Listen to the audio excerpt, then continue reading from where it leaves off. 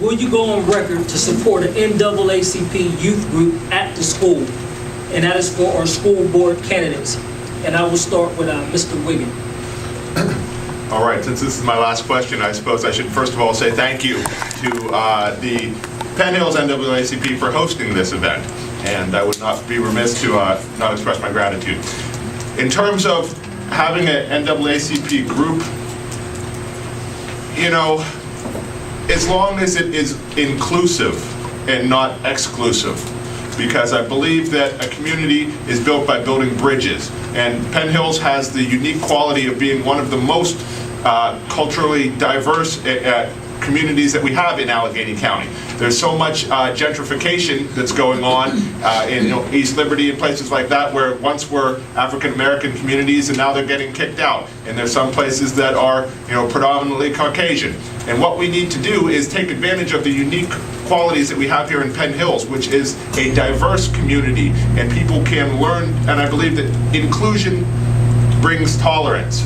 When somebody sits down with somebody that might look different from them, but they laugh about the same things, they cry about the same things, they share the same ideas, hopes, and dreams. And that's the kind of communication that we want to foster inside our school district. So in terms of having something labeled as an NAACP group, I don't have a problem with that, as long as everyone has the ability to participate and it's not simply exclusive to one race or another, because we want to bring people together to help the healing that can go on in this community. Amen. Thank you.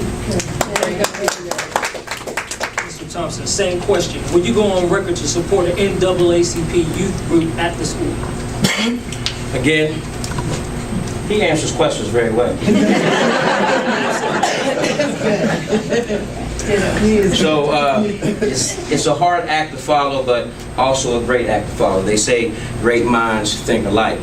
And let's not get caught up in the title. That's what it is, and that's something that my mom, or Anita Stagger, who is a retired teacher and principal in the district, always told us. It's not about the title, it's about the substance. All right. So if the substance is there, we are always in need of the proper programs in our school districts. As long as it is a education-based program, then I would not have a problem with any type of programs being brought into the school district. Again, let's not get caught up in the title.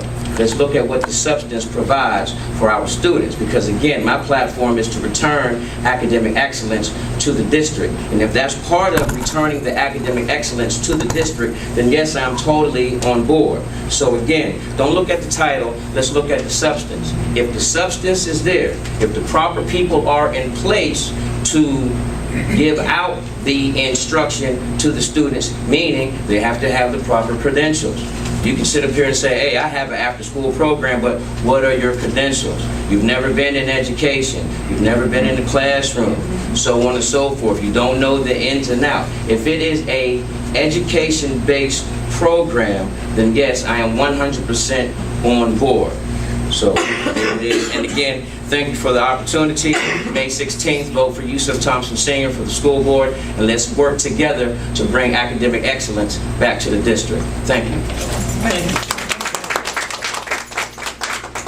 At this time, we would like to give all the candidates 3 minutes apiece to tell us why we should vote for you. And then after that, we will move to close out.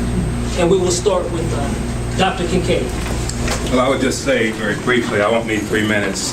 In voting for me, you're voting for proven leadership, competent leadership, excellent leadership, and leadership that is committed to the betterment of all the family of Penn Hills. And I have been honored to serve 3 terms, and if the voters so see fit, I'll be honored to serve for a 4th term, and I'll do that with excellence, and I'll give it the best I can give. And more importantly, I will be there to represent you, who are A, taxpayers, B, the voters. Thank you very much, everyone.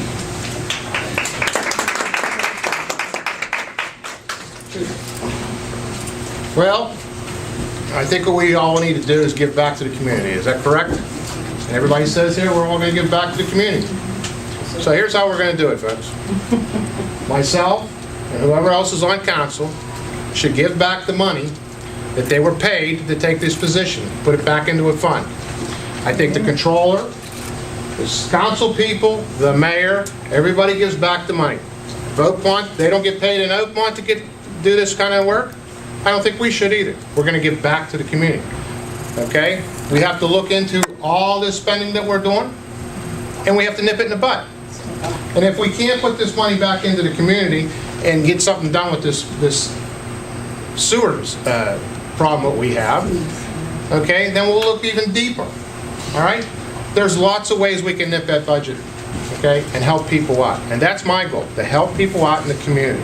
But I still think we should give back all the money that we get paid. I figured it out, folks. Okay? I did. Figured it out.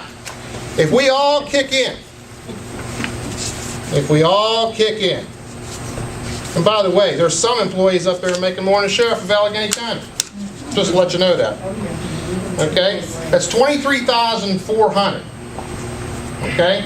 We have a budget in the council members will, of $153,000. We have $100,000 in professional services, okay? We have $12,000 in education. Now, I'm sure we can cut somewhere out of that. That $100,000, I'm sure we can cut. We don't need $153,000 for 5 people. Right. 5 people, $153,000. It's a lot of money. It's a lot of money. And that's what the watchdog is being all about. Yes. Okay? Yes. That's what the watchdog's being about. See all these cards? They're all figures that I got, where we can cut. Believe me, we can cut. We can cut a lot of it. So that's what my plan is. Vote for me in the 16th. Vote for change. Thank you.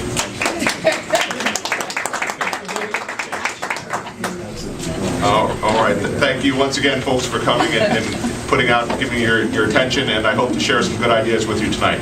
One of the things I'm surprised that we didn't discuss about is the financial challenges facing our school district. So I thought I would take my last minute to tell you how I propose to handle them.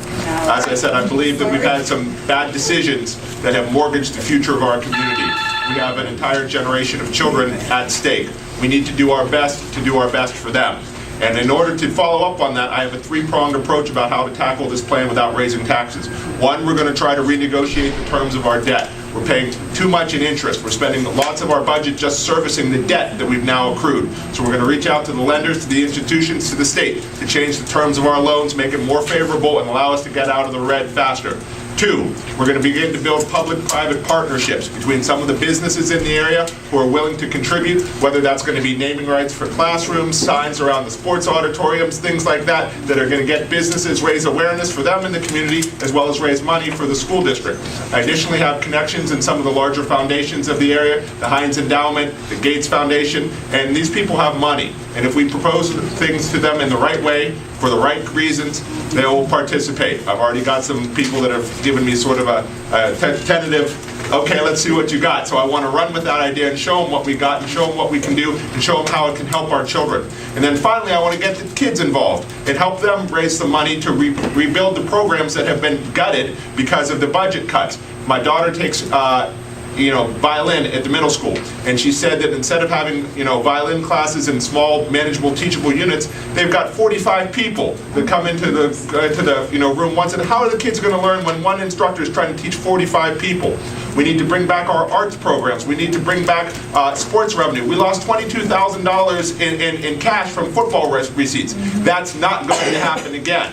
And what I want to do